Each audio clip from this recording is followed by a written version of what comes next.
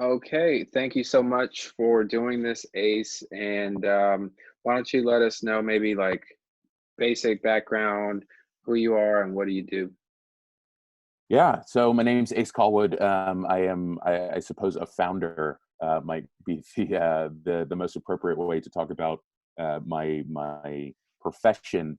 Um, but I have built a couple companies over the years. I have a degree in entrepreneurship from VCU up here in Richmond. Go Rams! And have been involved in, again, a number of startups, a number of innovation projects, and I have worn the educator hat. So I taught entrepreneurship at my alma mater. I was the entrepreneur in residence and focused in our senior capstone. And then now I run the pre-accelerator for the Da Vinci Center for Innovation, also here at VCU, but get to guest lecture around at UVA, Virginia State, and elsewhere. So part educator, part speaker and facilitator, part founder, but mostly helping people solve problems generally is where I spend my time. And what were your interests as a kid? What were you like growing up? Um, so via this format, you probably can't tell, but I am 6'4", 330 pounds. I'm just a large human. I have always been, and this is pointed to my childhood, was typically being a head taller than everybody and ending up in charge. Just on stature alone, and that wasn't because I wanted to, but that was the physicality of me as a being, I suppose, has kind of put me in the mix, and I've always been, I think, um, pretty articulate, which is like a weird thing to say out loud about oneself. But I end up running my mouth and being in front of people often, and that started at an early age. Um, my parents are both out of the Coast Guard Academy, so military brat, which put me in Chesapeake growing up, but did DC all the way down through Key West and back up the East Coast. So moved a lot, which also very much informed how I interact with people. You move every 2 years, you got to find a best friend as soon as you get to a place. So you've got to be able to pitch yourself, if you will, as a child and say, "Hey, I'm cool because this is why you should hang out with me." I feel like the military brat, the stature, a lot of those elements have informed, who I've become over the years. But I think mostly it was, having a strong family unit. Dad was deployed all the time, but mom and three little sisters around regularly. My mom did her master's at Berkeley in civil engineering, so she eats differential equations for breakfast. And I have literally never in my life won a Scrabble match against her. Just a really cool foundation from a family perspective. And then there are, little pieces in there. I was always an athlete. So soccer and wrestling were my two sports, dabbled elsewhere, tennis, football, etc. But I was a soccer player and a wrestler, and those two sports are diametrically opposed. So I went from one season to another. I had to be in 9-minute shape for wrestling and then 90-minute shape for soccer. But loved sports, loved, the camaraderie and running teams, kind of being in a leadership role on those teams. And then I was homeschooled my freshman year of high school. And so I learned a ton there as my parents were buying businesses. I kind of grew up in the Robert Kiyosaki Rich Dad Poor Dad was the first business book I ever read. We played Cash Flow as a family, Robert Kiyosaki's board game, on getting out of the rat race and making savvy investments. And then being homeschooled, I got to watch my parents buy a multi-million-dollar business. They had, done real estate their entire lives, and that very much influenced how I think about passive income and opportunities. So kind of had that entrepreneurial bent and a lot of leeway to be creative and do art and make music. I've played music my entire life. And so, a lot of little pieces that have informed who I am, as all of us have. But those are some of the ones that track to I'd probably be a really bad employee, which I think I figured out early on. I've always been a contrarian and like to do the thing that is off the beaten path. And I had a lot of the structural pieces in education from family as a foundation that have informed kind of who I am and what I do now. And what happened after high school? Where did you go? What did you do? Yeah, so high school is probably actually a good place to start before we get to after high school. I have always been a terrible student. I think I failed my first class in fifth grade because my notebook wasn't in order, and was never going to be. I've been told by folks over the years that I have a low tolerance for minutia, which I think is very real. And I'd imagine as we get to some of the things we've built and how that has worked out, we'll come back to this. But the details have never been my forte.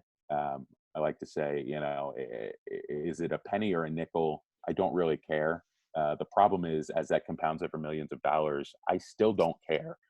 So having somebody as a partner or a teammate to supplement, some of my blind sides, if you subscribe to the strength finders kind of approach of do the things you do well, and then find people who do the complementary things well to supplement. It took me a long time to get to a place where I subscribe to that, but I do today fully. So I was always a bad student is is where I started. And so getting out of high school, I applied to a couple colleges. Both of my parents have master's degrees. Just education was never a question on whether I'd go to college. It was a question of where. And quite frankly, I didn't have the grades to go anywhere I applied. And so my best friend said, "Hey, I'm going to VCU. I'm not playing football in college." He said, "You're not wrestling in college." Both of us had opportunities to do so and decided not to. And he said, "I'm going to VCU. They have applications running through the summer. You ought to apply." So I hadn't gotten into any of the places I applied. I applied to VCU, got in, and I think went to orientation like a week or two before school started. So that was a fortuitous kind of circumstance. My mom told me I wasn't allowed to go to ODU because she didn't want to be close enough to drive from Chesapeake to Norfolk and bail me out of jail. So that was the rationale. I wasn't allowed to go to ODU. VCU seemed like a really good, city environment. And having grown up, started in DC, but grew up in the suburbs primarily or on base, moving into a city was really attractive to me. So I came to VCU, had a whole hellish freshman year in a very fun and probably dangerous looking back way. Too much partying, too much playing, not enough class.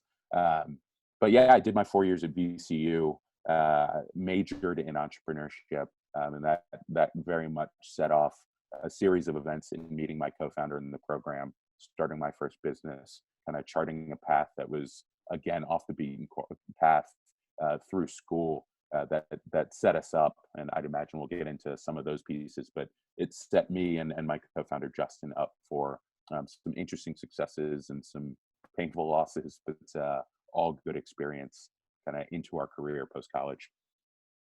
Nice, awesome. And you mentioned your parents had bought a business. What was that business, and were you ever involved in that, like helping out or working there? Yeah, so they, outside of real estate and their own entrepreneurial hustles over the years, they saw an opportunity to get into the Curves franchise. So if you remember the Curves for women gyms, my mom has always been a fitness nut. Both of them were collegiate athletes, and so that was near and dear to their heart in an opportunity to help people think about health and fitness better, and an opportunity to buy a franchise that was really lucrative at the time.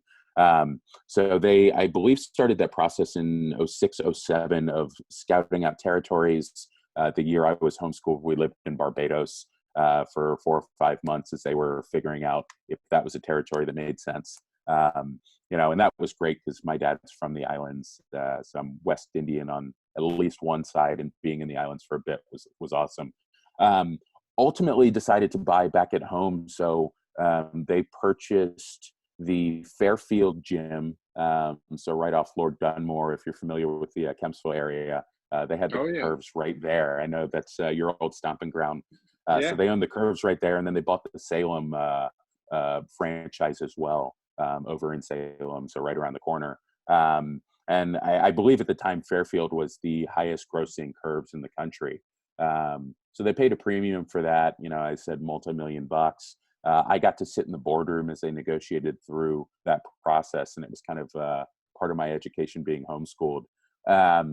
that was '07. And for those of us who have some rudimentary recollection of history, '08 was not the best economic time for any of us. That was as I was going off to college. But the first thing that goes when you're, in an economic downturn is your gym membership. You know, do I need to go to the gym, or can I work out and do calisthenics and push-ups and run outside? That's typically the financial decision that folks make. And so those businesses struggled, and purely as a function of timing. Not that you can predict that per se. Maybe there are some economic indicators, but yeah, those businesses struggled. And I've never been destitute by any stretch of the imagination, but putting me through college and having three little sisters, it was a hairy time, kind of that '08 to around the time I graduated in 2012. Just as a family, yeah, it was tough, and that was by nature of buying a business at a good price in a good economic time, and then getting blindsided by a recession. So that was a real time education for me, and thinking about the parameters of business, seeing the kind of deal flow happen in real time, but also seeing my parents operating those gyms. We ended up buying the gym in Western Branch as well, which is where I grew up, and so we bought kind of the local gym in our area. But yeah, that was tough. I think we foreclosed on a house in that time frame, the house I grew up in DC, which paid for most of my college, but ended up foreclosing on that, just having a ton of debt overhead in a business that wasn't performing. So that's the real raw, gritty version of that story. Quite frankly, it sucked, but it informed what worst case scenario looks like, and how you operate through that. And those are things that I've had to apply to the businesses we've built over the years as well. No, that's a deep insight. I'm very familiar with all those locations, and I'm very familiar with that economic time. So, to have that be a, kind of reality. I mean, it's almost like we're there again now with everything happening. But we'll get to that. So, what was the first thing you did once you made it? I guess once you made it through VCU, and your first job or your first experience. What did you do? What did you do next? Yeah, so we Justin, who you will hear referenced regularly. So my co-founder, Justin Kozler, Newport News kid, came to VCU. We met in the entrepreneurship program. We started our first business called Cycle Stay, and Hamilton, you and I were chatting about the bikes in the background. He's a big cyclist as well, and we kind of bonded over that, and realized that we had an affinity for bicycles, and Richmond as an urban environment. You just see, I was joking about the hipsters. You see a bunch of hipsters on fixies around town, and that's a real kind of cultural piece of Richmond. So the insight for us, all of us had bikes stolen over the course of college. Bikes just walk away or roll away, I suppose, in Richmond. And so what we said is, hey, if we could better secure bikes, would that be valuable? And the insight there was some of the studies. This was right before the UCI race that came to Richmond 2015. The city was gearing up for a big bike race and having an influx of cyclists and cycle supporters. And so what we said is, based on the stats, 50% of cyclists would be more inclined to ride their bikes if they were comfortable with the way their bike was secured. So it was kind of the early age of bike share. And we conceptualized a series of units called Cycle Stay Farms, where you effectively had the security features of a bike share, but you could put your personal bike into the unit. So the idea was use RFID or a key card from your business or your school to swipe into one of these units, secure your bike, walk away, and have full double wheel and frame security, and a local alarm that would sound if that were tampered with. And then even probably an app component that said, this is where your bike is, this is where you left it, and it's still there. So Cycle Stay as a concept made sense. If anybody wants a template or the business plan for that, I am happy to share, because I think it ought to still exist. But for two of us as suits coming out of a business school with very little engineering experience, this I think was our junior and senior year. We worked on this and rolled it into our senior capstone project in the program. That was the first thing that we tried to build. Ultimately, the prototyping and just the physical hardware space for us didn't move fast enough. You got to prototype, you got to design and prototype and redesign and reprototype, and then take it to production and figure out how to scale that. We patience is not necessarily a virtue that the two of us have between us. So it just was a slow moving process and really cumbersome to get the technology and the power sources and all of those together. So that's a long way of saying we ran Cycle Stay from junior year to about a year after school. We had some early prototypes put together, but never truly commercialized that in the way we wanted to, and pulled the plug shortly after we graduated. I think maybe 6 to 12 months after school. So early, mid 2013 was about the time we pulled the plug and moved on to other projects. And was that like a bootstrap project, or did you raise any funding? And how did you kind of transition to the next experience? Yeah, so we won a bunch of funding. We won our senior capstone project, senior capstone class. We won the university-wide business plan competition for undergrads, and then we got into a couple other business plan comps. So we what we realized is, as a team, we had a really solid foundation for getting people excited about a project, i.e., pitching our way into some money. But on the execution front for that specific project, it was a little further outside of our wheelhouse and a little further outside of kind of the economic resources we had at our disposal at the time. So I think at the same time we were interning, and I think we had like 4 jobs. So I was, the university asked us to come back and redevelop curriculum for the entrepreneurship program because we had gone above and beyond. We'd skip class to go to Venture Forum, which was kind of the local association for entrepreneurs in town. We'd cut class to go talk to a design team or prototyping firm. And we just inform our profs that that's what we were doing. We were taking the learnings of the business school and applying that tangibly. And so they asked us to come back and kind of institutionalize that for the students going through the program in the way we did. And so we added internships. We built what we call a bridge fund to put students in startups and then foot the bill for those startups to have the students in moving the needle. Got to build some cool programming in the university system.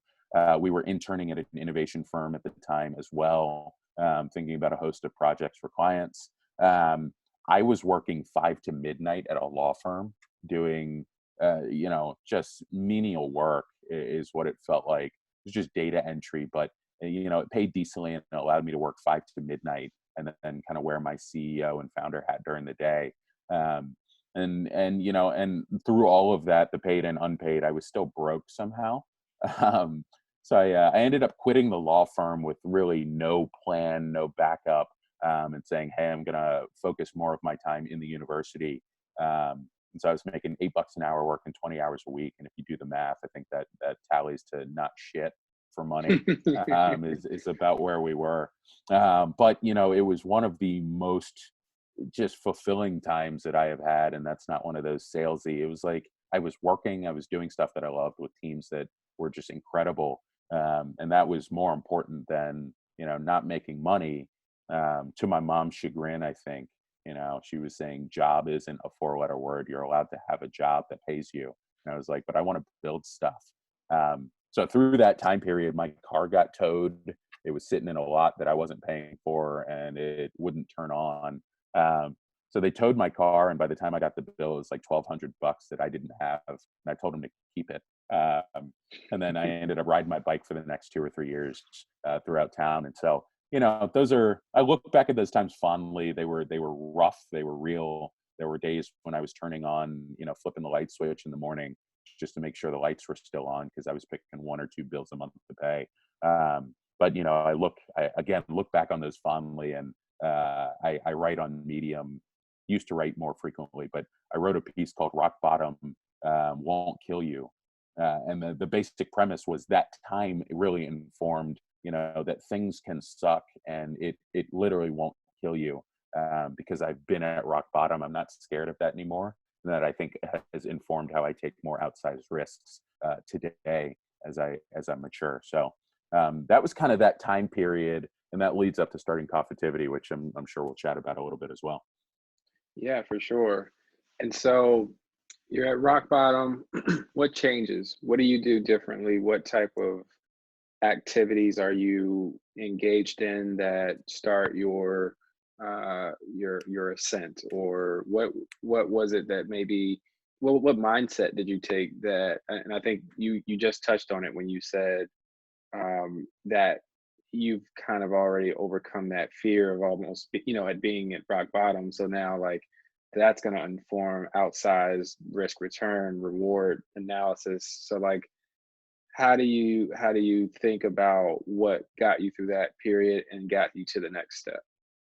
Yeah, no, I think that's an excellent question. I think a couple things are true, right? Like that, as humans, we're wired to avoid pain, right? Like pain receptors do not like being activated, and if we avoid all of the things that activate our pain receptors, we're generally happier, or so we think, right? No pain, no gain is the kind of inverse of that, and I think that's very true. But as a general rule, we try to avoid pain, and the social pain of failure is real, and typically we try to avoid that. And the economic pain of failing at a thing and not having enough money, and the subsequent stress that comes with that, is also real, and a thing we try to avoid.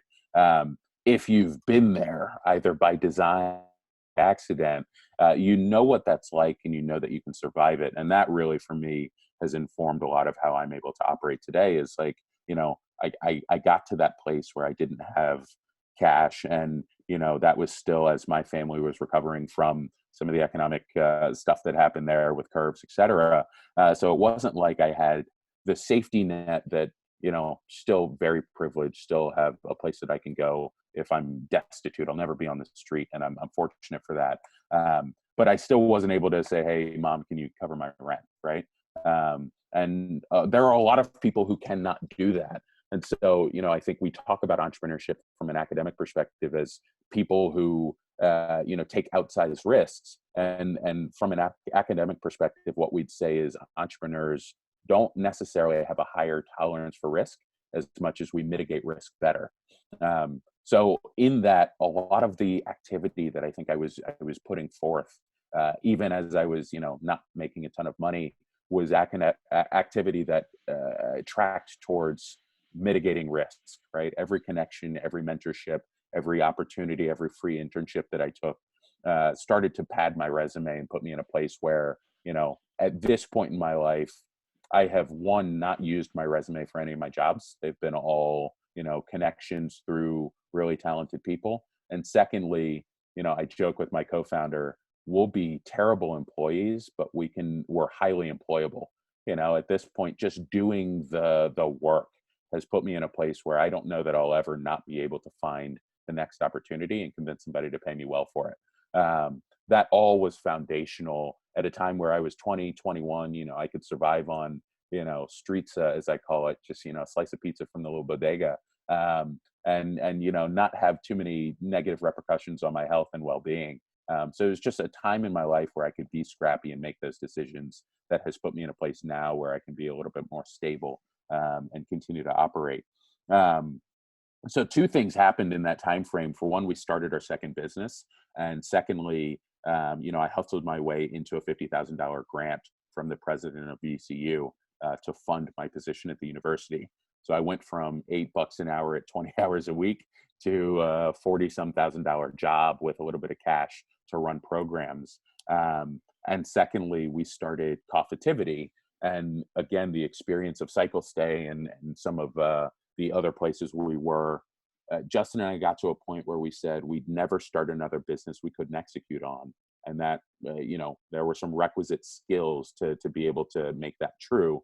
Namely, Justin taught himself how to code, and I jumped into communications. And what we, being in the university, we were nerding out on white papers. We found a white paper that effectively said sitting in a coffee shop boosts your creativity because a moderate level of ambient noise is conducive to creative cognition, which very simply means having a tiny bit of chatter and clatter and distraction while we're working gets our creative juices flowing because our brain isn't focused too much on the task at hand.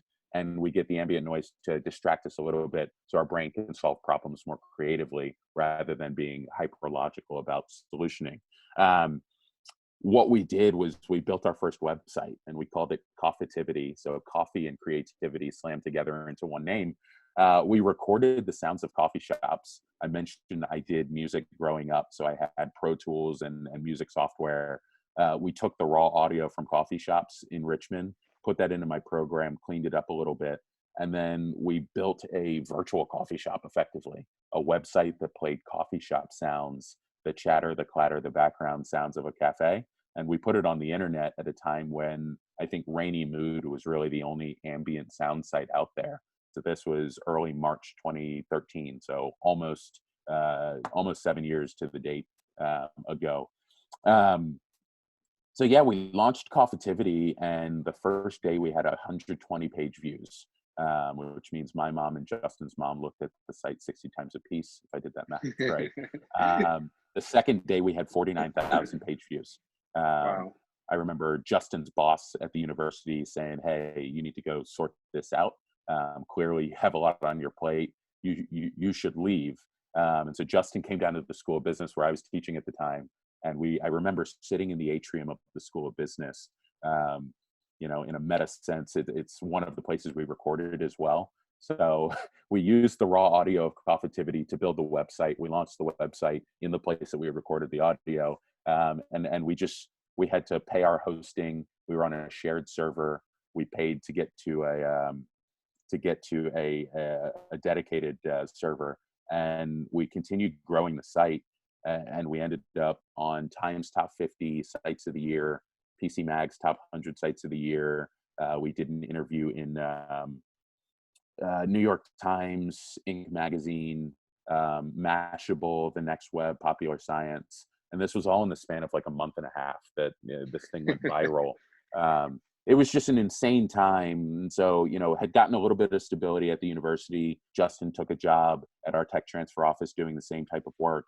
And then we launched Coffeetivity. And again, I mean, all of the things that were tough and hard and, we went through in school informed being in a position where we were at the university with some solid cash, just funding our lives. And then, just hustling through what was a project in Coffeetivity to learn some things.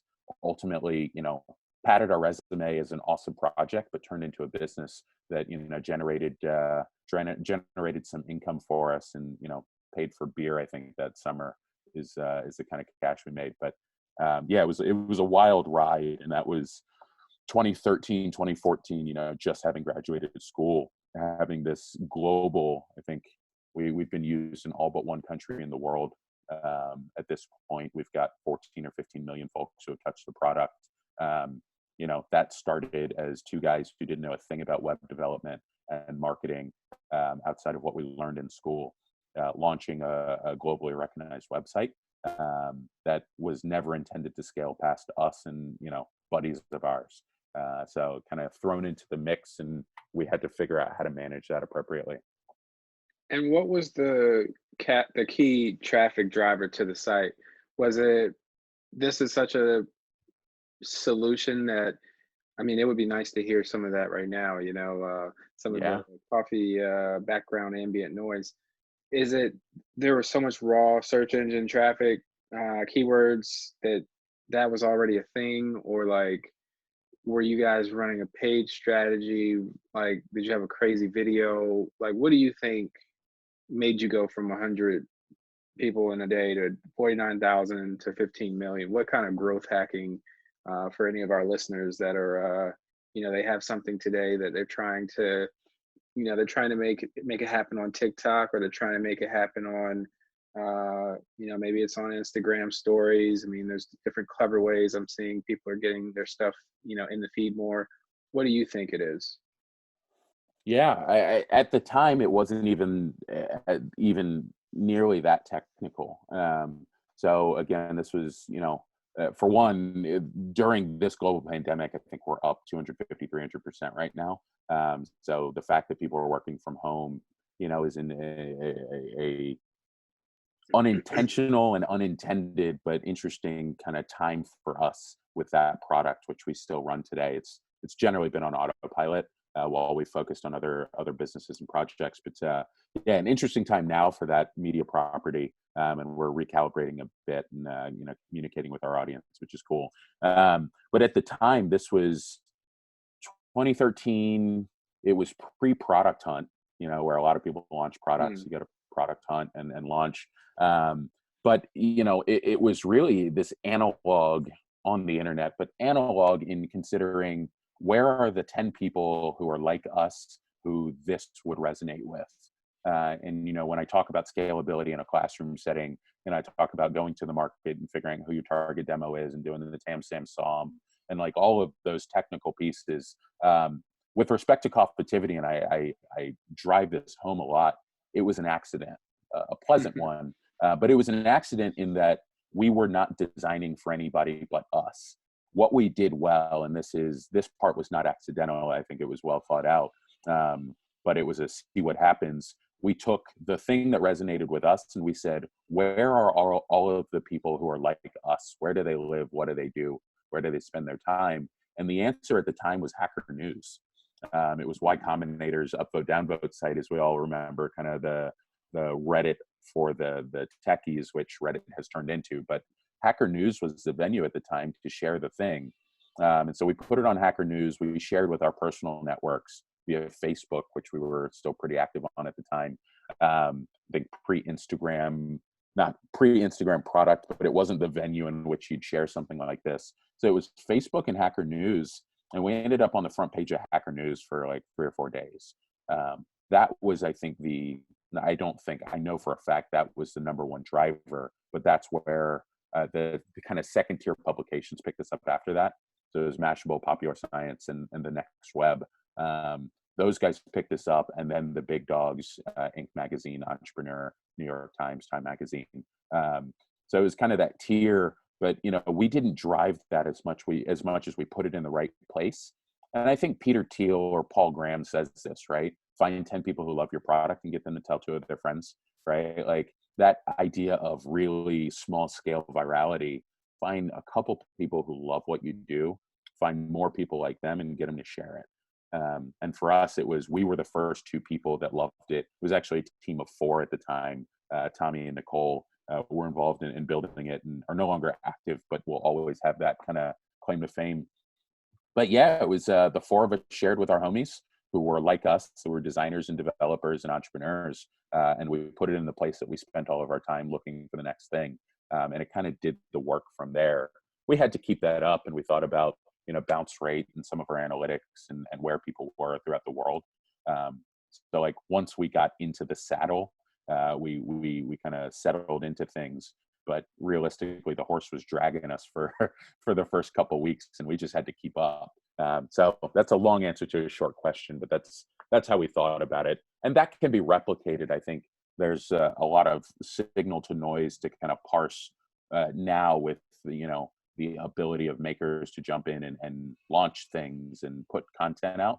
And so I think we're inundated with content. It's harder to cut through some of the noise with real signal. I think it was just just less stressful and content-driven time in 2013, which feels like a lifetime ago now. But I think it was just a more straightforward path to let's get this new thing out. A little harder to do now, but I think the same mechanics apply. Find people who love it, get them to share it. Yeah, no, that's great. So what did you go on to do after that? What was like, what experience followed that? Yeah. So Coffitivity obviously is still active today. So it's been a long running project, but we did a couple things. First, we used the platform and the audience we had built, accidental or not, lucky or not, right? And I talk about luck a lot, and a lot of people do. It's being in the right time at the right place with the right resources or something like that. I've always said you create your own luck. And so for us, it was just keep hustling until the right thing hits. And that's what we did to get to Coffitivity. It blew up on its own accord. But once we had a captive audience, highly engaged, right? We had a 50% return rate. So for 2 people who came to the site, 1 came back. What we realized is there was a high level of engagement, and it kind of took a life of its own.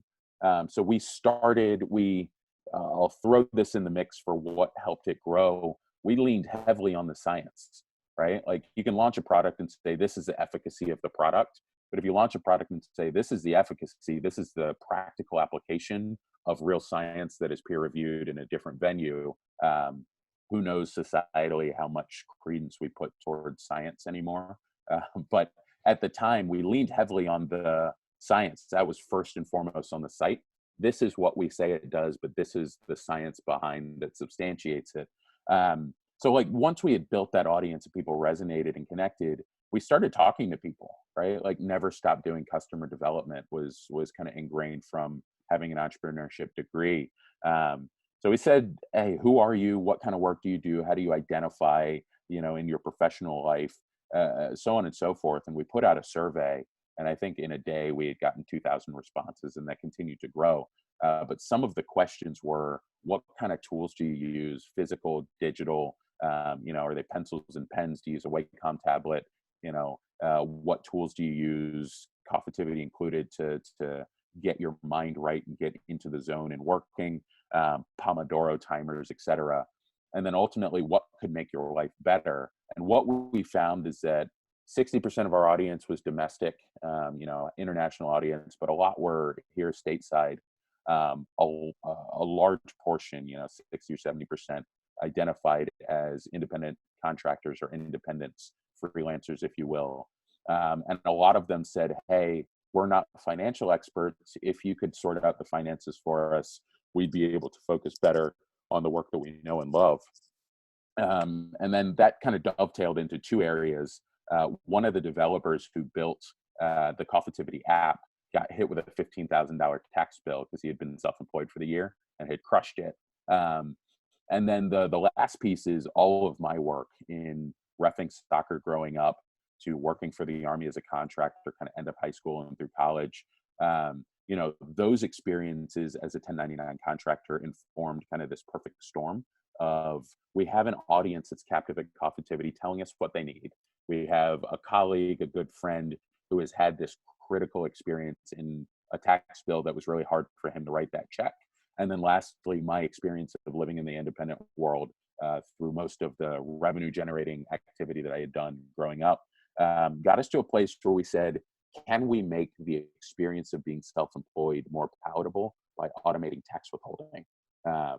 And that, as I know, Hamilton, you're familiar, we built a product called Painless 1099. So it was a smart bank account for independent contractors. We partnered with a bank. We built a tax algorithm to calculate based on some parameters that we get from the user. And we built an FDIC insured account that as soon as a deposit hit, we calculate and separate tax obligation and then send what was left over to your personal checking account. So think tax withholding for independent contractors and freelancers. That was the product we built. We ended up partnering with MetLife and Goldman Sachs and a couple others to build what we called the world's first portable benefits package. And I've always subscribed to the idea that it shouldn't matter who you're employed by to dictate how you get benefits and some of the social safety net that is afforded to the majority of folks who work in the country. Unfortunately, freelancers have been a historically overlooked and underserved demographic. And we said, if we can solve this problem for the 53 million people who earn independent contract income, we might be on to something. So Cognitivity was kind of the direct throughput into informing the next opportunity. And we capitalized on that in early 2015, started the company. And that has been a wild journey as well, which I'm sure we'll chat about a little bit. Yeah, no, that's great. It's a lot of questions from that, so I'm going to try to focus it. So, Painless 1099, how did you partner with MetLife, Goldman Sachs? Maybe talk about how you established those type of partnerships. Yeah, kind of a lot happened between point A and point Z, if you will. So first, we spent the first month and a half, almost 2 months of 2015 saying, is this a real opportunity? Should we go build the thing? So I'd hang out at coffee shops, a la the Cognitivity mindset, And I'd see people, pull up their computer and open, Sketch or Photoshop or, some of the design programs, or, pull up a terminal and start slinging lines of code. And I'd say, hey, it looks like you're a freelancer. Is that true? Can I chat for 10 minutes? And so we did our customer development in real time. Of course, we talked to our peers who also did that type of work, but a lot of it was just hustling through, making sure we weren't wasting our life, which is, I won't take credit for that phrasing. That's my good buddy Tommy, who is also a founder, built Coffitivity with us.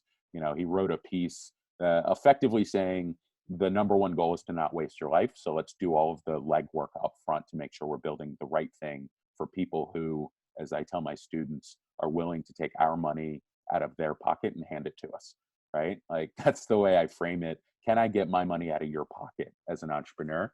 And if I haven't figured out how to do that, I don't have a business. I have a hobby. I have a product or a project. It's only until there's some economic transaction that we have a business. And so that's the goal: is, should this be a business, or is this just a fun side project? So we did the legwork to do that. We got into Lighthouse Labs here in Richmond, so an accelerator. They're a top tier accelerator in the local community. Got into Lighthouse Labs. We got 20K non-dilutive to build our first version of the product. So didn't give up any equity for that.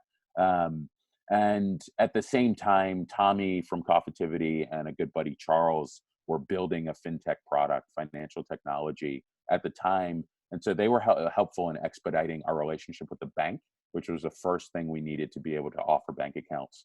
So we got the bank deal done in roughly 6 months, which is fast. Typically takes 12 to 18 months to do that. We just happen to have really sharp guys and a really big opportunity that convergence expedited the process of getting the bank in.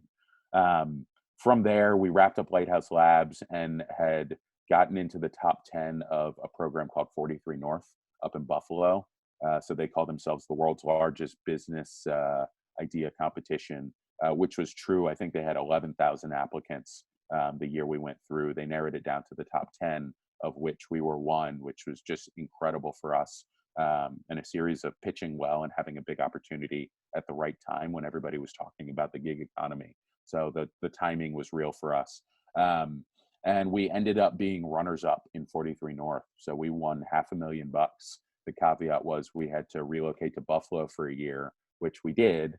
So we moved our team up to Buffalo beginning of 2016, went through this program for a year.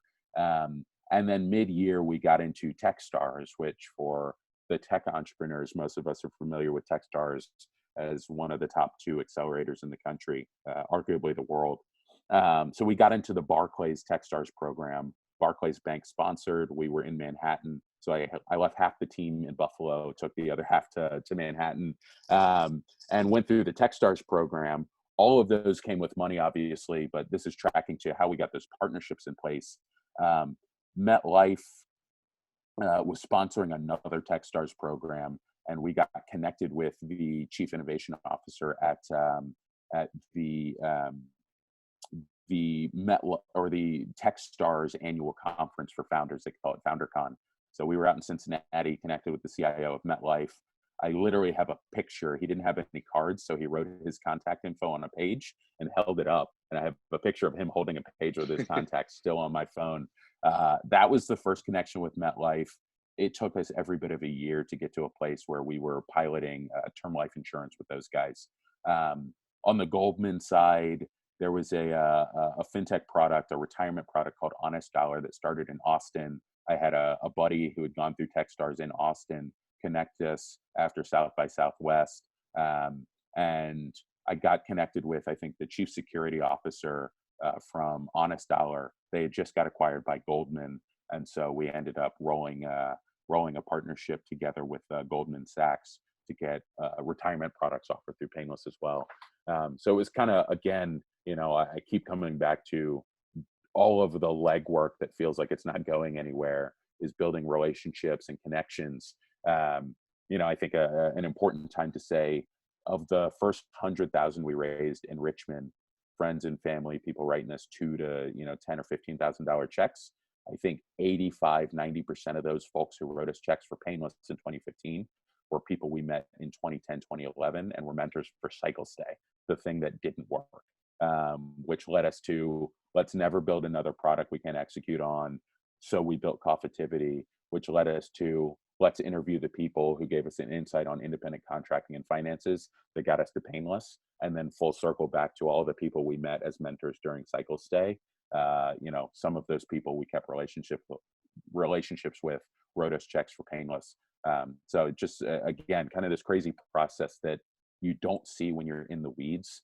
And I can assure you it didn't feel like this at the time. I make it sound great as I talk through the narrative. But at 50,000 feet, it's really easy to see that the right work there was hustling into getting to a place where Painless made sense and people were willing to support. Yeah, no, that's a lot of ground we just covered. So Yeah. Lighthouse Labs, Techstars, 43 North. You got non-dilutive funding. You got some dilutive funding, I'm assuming, with the Yep. Techstars. I don't know the 43 North situation. Tell me what you learned, maybe like give me a couple bullets from each one of these kind of, I mean, they're accelerators, they're, Yeah. communities. What's so special about Lighthouse? What's so special about Techstars, the Barclays, um, Yep. program, and then the 43 North? Yeah. I just would be curious. And what type of, I mean, obviously you're super accomplished, and like you say, everything's been building, you're laying, bricks.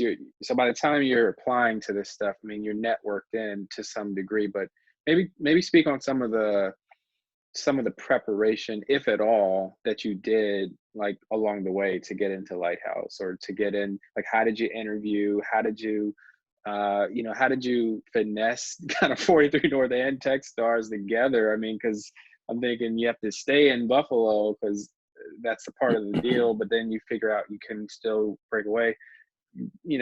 Maybe talk about like that time, like the learnings from that and Yeah. how you worked it all. Yeah. So I'll go back really briefly to that grant I mentioned we got from the president of the university to do my entrepreneurship work at VCU.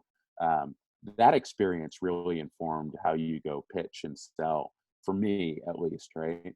Um, so I had to go find all the administrators and all the stakeholders throughout the university, which, the bureaucracy of academia is a whole beast in and of itself. But getting in the right room to a place where they wrote, I think, $10,000, $50,000 grants across the entire university, and we got one of them. That was legwork, quite frankly. That was building relationships, getting in the room and saying, hey, this is the value, right? How do I get my money out of your pocket? Like, you have to provide enough value. And as we define entrepreneurship in the academic realm, the pursuit of opportunity without regard for resources currently controlled, right? It has no element of innovation, no element of doing something that hasn't been done. It's simply seeing an opportunity, pursuing that, and saying, I may not have the skill set, right? I'll teach yourself code to build Coffitivity. I may not have the money. I'll go get yourself in the Techstars to get some funding and resources. I may not have the time. I'll quit your law firm job and not make any money to go make the next thing work. I think all of those things are real and reasonable to consider given the definition. And so, I think I put that into practice with the grant from the president's office, but all of the other things looked really similar, right? It's figure out who is connected, who's doing interesting work, spend time with them, build relationships. It sounds Machiavellian, right? The idea that, like, go find the people you need to be around in order to be successful. It is, I suppose. I just don't know that that's a bad thing, right? Like, that's what we all ought to be doing. Is if we're the smartest person in the room, we're in the wrong room. Like, that adage, I think, is right. And so it started with Lighthouse, and you get into Lighthouse Labs because we've got relationships with the people in Richmond, the executive director who ended up writing us a check for Painless as well. Like, you find the right people in the community to support, and you get plugged in and go do great work with those people. So we hustled and pitched our way, and I'm grabbing my computer charger so we we don't lose each other. No, that's great. You hustle and pitch your way into a good relationship with the right stakeholders. And for us, that was the executive director and the committee at Lighthouse. Once we got into Lighthouse, we looked at all of the similar opportunities in acceleration and incubation and innovation. And I think Facebook ads put us onto 43 North, and my co-founder sent me the application and I applied. And it was just kind of a random, like, this seems like the path of least resistance is put an application in. And once you've applied to Lighthouse, you've got kind of a templated application on value prop and target demo and competition. And so, like, I have a folder in Google Drive somewhere that just has all of the applications we submitted to everything. And a lot of them where you copy and paste this thing and it's a different character limit, so you figure out how to say the same thing in less words. But we kind of processized the application process. So applied to 43 North, and we got to the semifinal round. I think it narrowed it from 11,000 to maybe 1,000 or so, and then they narrowed it down to 250, and we got through that round. And it was all virtual pitches. It was literally pitching the product via Skype or Zoom or whatever, like this. And then with Techstars, that was a little different. That if at first you don't succeed, et cetera, Techstars was like that. We had in our head that Techstars made sense. The Coffitivity buddy Tommy, who I mentioned, had gotten into Techstars with his next fintech product. And so I met the managing director of Techstars that he was working with. She was great. Became a mentor. We kept in touch over the course of the year, but didn't get into her program initially. I think we applied to like 4 or 5 other programs. We did final interview with Boulder, New York City, and Seattle. So we flew out to Seattle. We didn't get into any of those programs. So I think we took L's on like 4 or 5 application cycles through Techstars. And then interestingly enough, like, we say in the startup world, draw lines, not dots, right? Like, give a data point, give another data point, give another data point to relevant stakeholders, and allow them to draw the trend line that's ideally up and to the right. With Jenny, the managing director of Techstars, we just drew a bunch of dots, right? We got connected when we were first thinking about Painless and shared what we were thinking about, and she blew holes in it. We went through a couple application cycles through Techstars. We took those L's. We kept up with Jenny. We kept up with Lighthouse. We helped Jenny draw some lines. And so ultimately, when the next application cycle came through, I think we were in the short list. We were probably not going to get in, and they had a team bail. And like, we were top of mind for Jenny to say, hey, these guys ought to be in the program. So that got us in. And then again, if you create enough value, we went to 43 North and Techstars and said, hey, we're in 2 programs right now, but the relationship between your programs and our ability to go get fintech specific help at Techstars while we have the financial help of $500,000 at 43 North, it's valuable for both of your programs for us to run a dual track. And that was kind of how we presented it. So again, long answer to short question, but we thought about some of those pieces and how they connected, and we really presented it in a way, which is what we do as founders, is frame the problem and the solution in a way that resonates with the audience. I think we were just able to do that well. And we were winning money elsewhere. We won 50 grand from K4 Capital that was non-dilutive as well. We just made sure we were in every room at all of the times to share the narrative of Painless. And as we get to kind of the conclusion of that product, in that we pulled the plug, ultimately we couldn't scale it, and we can talk a little bit about why and how that made sense. But I think the early legwork to get in the room and get the thing off the ground and run it for 5 years, I think we did a lot of those things right. Yeah, no, that's great.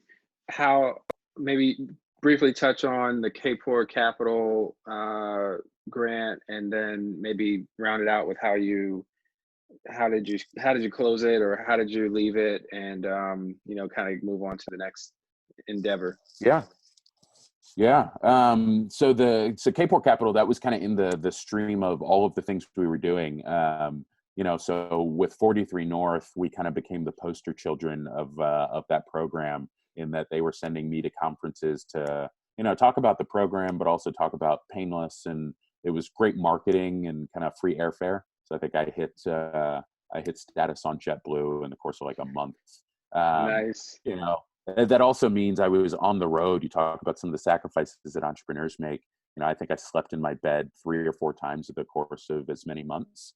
So it was just, living 2 to 3 weeks out of a suitcase, which, I think I was 25 when we started Painless. So, young and still pretty dumb. I don't know how much of the latter has changed up till now, but less young now. But yeah, just, endless energy, and it was great. I was on the road. I was meeting new people. I was building the network, all of which is important today, in the same way Cycle Stay translated to Painless. So KPOR was one of the things. We got into Village Capital's accelerator at the same time we were in Techstars in 43 North. Fortunately, VilCap was not residential. So they ran one program for a couple of days in New York City in the same building we were at Techstars in. So I was Oh, bouncing wow. between 6th floor and 2nd floor, just serendipitously. The second session was in Richmond, of all places. And so we got to go back to Richmond for a week, and all of the mentors for that program were investors of ours already. And then the last program was out in San Francisco at the same time I was doing demo days. So we did some dividing and conquering to get that handled. But that network connected us with Mitch and Frida Kapoor, who run the Kapoor Center, and as you're familiar with. And they had a competition called their People Ops competition. So people operations, which doesn't seem like it connects with Painless, but we kind of shoehorned our way into that. What the general premise is, people operations is, how do we better interact with the people who make our organizations go? And the way I position Painless is, this is a great way to interact with the people who make your organization go, specifically your independent contractors.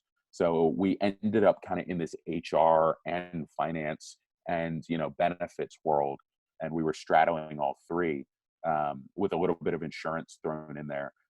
But from an HR perspective, it made a lot of sense to go out to KPOR. We won the competition. I think they had $100,000. They cut it down to one $50,000 check, two $25,000 checks, and we were competing against, from a competitive advantage standpoint, going to an HR competition, competing with a financial product against a bunch of HR products. It just gave us a leg up, quite frankly. We were the different guys in the room, and we beat some companies that are still alive today. I want to be really intentional about putting words to that. There are companies that are still alive, doing really well, that we were flashier and sexier and more interesting than. That allowed us to win a lot of money. We hustled our way into $1.5 million, almost $2 million. But a lot of it was like being different, which is both helpful. The downside is we didn't get the economics to work. It costs a lot of money to run a bank. It costs a lot of money to acquire users into a financial product. And we just couldn't get the lifetime value of that customer to sync with a CAC that was palatable. So we were paying too much to acquire a user and not making enough in the long run, which is a really simple way of saying the business didn't work. I've always said startups are a war of attrition. If you can exist longer than the next guy, you'll win. That is true. I think when we got to the 5-year mark, we lost a $3 million deal that we had in hand. We had pivoted away from $1.5 million deal to pursue the bigger one. And that made sense for us and our investors. Hindsight's 2020. Maybe we should have taken the smaller deal and maybe we'd still be alive. Who knows? But we also ultimately got to a place where we had a big corporate pull the plug on we were raising $3 million on a $10 million valuation, and they wanted the option to What buy us in series? 24 months. So we had raised, here's a core piece of Painless. Part of our issue is we never had an anchor tenant on our cap table, right? Like, we had hustled through a bunch of programs. We also did 630 FinTech in 2017. So this was after all the other accelerators. So we did 5 programs total, 4 of which came with money. But programs write you a check, and they're not doubling down unless you are absolutely killing it, right? Like, their model is to write a check. Hopefully those projects get funded elsewhere and they It's an grow. option. Exactly. You know, for us, we ended up in a place where we never had the institutional investor or the, you know, traditional VC who could say, we'll float you another $250,000 to bridge or pivot your way into the next thing. We had a bunch of programs who, once they wrote us a check, that was all we got. So if I were to do it again, you know, the upside of the programs is our cap table looked great. You know, Justin and I think total together own 70% of the company still. And we had raised, you know, a little under $2 million. But ultimately taking a little bit more dilution in the short term would have extended our options as we could go back to our investors and say, you know, hey, can you write us another check? We had a bunch of early investors who wrote $10,000 checks. You know, do they throw another 10,000 and does that get us enough money to increase our runway and stay operational? The answer was no. And so when that $3 million check disappeared, which was, it would have been an A or a late seed. When that $3 million deal disappeared, it was right before Thanksgiving 2018. And, you know, we were at a skeleton team already trying to deliver on product. And we just didn't have the juice, quite frankly, especially going into the holidays where no VCs are plugged in. There was not a way to raise money at that point. And I hesitate to say not a way, right? There's always a way. I think at the end of 5 years, the last 2 of which were mostly me being out raising money full time, throwing a $50,000 or $100,000 check back at the team and going back on the road to raise again. We never got time to get our feet under us. And outside of the $500,000 we had up front, we had never really had one large sum of money at one time to say, let's get down in the weeds for 12 to 18 months and then go raise another round. I was just kind of perpetually raising through painless, which quite frankly sucked. And if I were to do it again, I'd do it a lot differently. So we, as of end of 2019, shut down our last bank account. We still have some enterprise product that we run in Q1 of every year, but it is not the venture viable, high growth, scalable company. It's a lifestyle business that, you know, if we 10x the business, we can go make $250,000 every year, run it from January to April-ish, and then, you know, get out. We're still figuring out what that looks like. It's also a miserable product to run. And so, you know, you balance is this sexy? Is it the thing that I wanted to go do? Or is this just an opportunity and other ones will come along? But that has gotten us now to, we started Equal Sons, which is a venture studio, you know, mostly a place for us to do client work to pay our bills, which is how we started it. In a perfect world, we get to a place where 50 to 8% of our revenue is driven from internal projects like Coffitivity that live under that banner. And then the, you know, 30 to 50%, 20 to 50% of our other work is the really cool clients that pop up that are interesting for us to plug in with. And, you know, we've heard that we're fractional co-founders is really how people kind of frame the work we do. We tell people we build products and tell stories. Justin's a full stack developer, very accomplished at this far in his career. I'm a full stack communicator, marketing, PR, communications, storytelling, narrative. You know, can we go into companies and say, should you build a product? If so, how do you build it? Can we get it built? How do we talk about what we built? That's kind of how we think about the framework of Equal Sons. And we do that for internal projects as well. Our clients say, you guys are fractional co-founders. You know, you're used to things being on fire. You're happy to be in a building while it's burning. And if you guys can focus on putting that room out or extinguishing that area, we can focus on the other part of our business. Can you step in and help us do that on a fractional basis? So it's been really cool work. We work with some startups who don't have shit for money typically, but are fascinating to work with and right in our wheelhouse. We work with some corporate innovation groups. And that leads very well into the work we're doing right now. Justin and I got hired back at VCU. I'm in a part-time capacity on the VCU Ventures team. And we just launched a product called the Health Innovation Consortium. VCU Health, one of the largest health systems on the East Coast, is our first partner. And I'm the director of communications. Justin's a CTO, and we've got an awesome team. The lady running the team is one of our investors and one of our longtime mentors from, again, CycleStay. But we've effectively been tasked with building the innovation platform for VCU Health and then other similar partners that join this collective. And in a weird health crisis, we've become one of the go-to innovation teams within the health system to figure out how to best manage the COVID-19 crisis and build product. So we're prototyping some product for them right now. We just launched a couple products to help aggregate opportunities across the health system. And it's just this, I mean, you talk about the culmination of entrepreneurship and my background as a kid all the way up to, we have a global pandemic. And you know, I, without the scientific background, have still ended up in the room with some of these, you know, industry leaders, MDs and administrators from the health system, you know, sitting at the table saying, this is the core or root of the problem as we understand it. Here are the solutions, and this is probably the most optimal one for the timeline and the considerations and, you know, the patient care that you have to provide.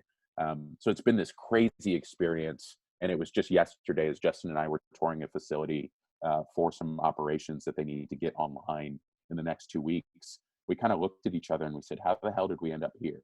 Like two guys who, you know, suits out of an entrepreneurship program, helping plan for a global pandemic. And it's really just been hustle and the right connections, and, you know, being willing to say yes to doing some things that you have confidence that you can figure it out.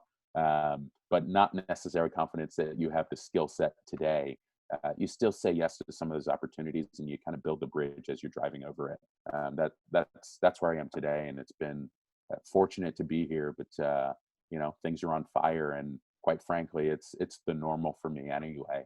So I think it makes sense for me to operate in this environment. And so the current state that we're in, I mean, it's a challenge to find, you know, do you meet with, you know, do you take meetings? Do you, you want to limit, you know, the exposure and these sorts of things. Where do you think we're at in terms of being able to contain or handle new kind of, you know, new cases, you know, like where do you think we are in terms of that? Are we getting closer to, I guess, flattening the curve? Do you think are we, you know, is there, what positive signs do you see, whether that's in the country or if that's globally? Yeah, I think, let me see if I can get through this answer without putting my foot in my mouth or pissing anybody off. Sure, I think sure, sure.